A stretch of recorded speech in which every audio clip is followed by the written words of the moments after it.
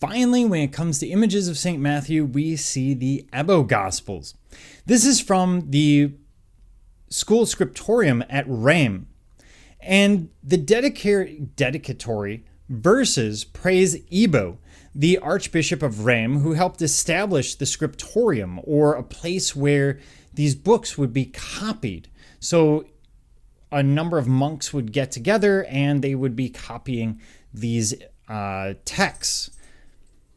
So what we see with St. Matthew here is illusion being replaced by intense expressionism, although probably used Coronation Gospel as a model.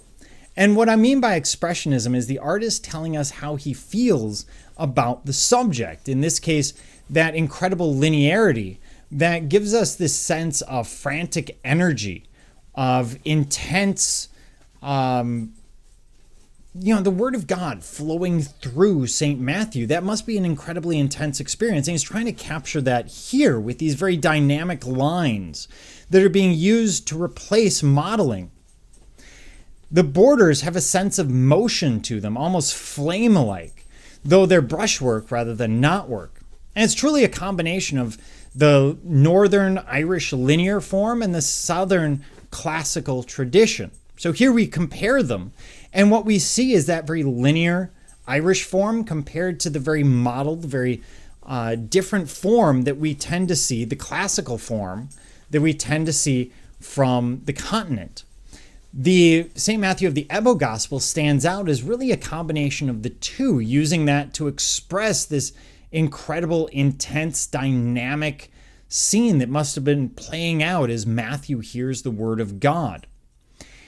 All of them are depictions of Matthew, but not all of them depict him writing.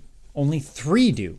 In the book of Doro, what we see is a depiction, a symbol of Matthew, but of course it's not important to them to depict Matthew as he actually existed. The symbol is sufficient. He is a symbol of prayer more than anything else.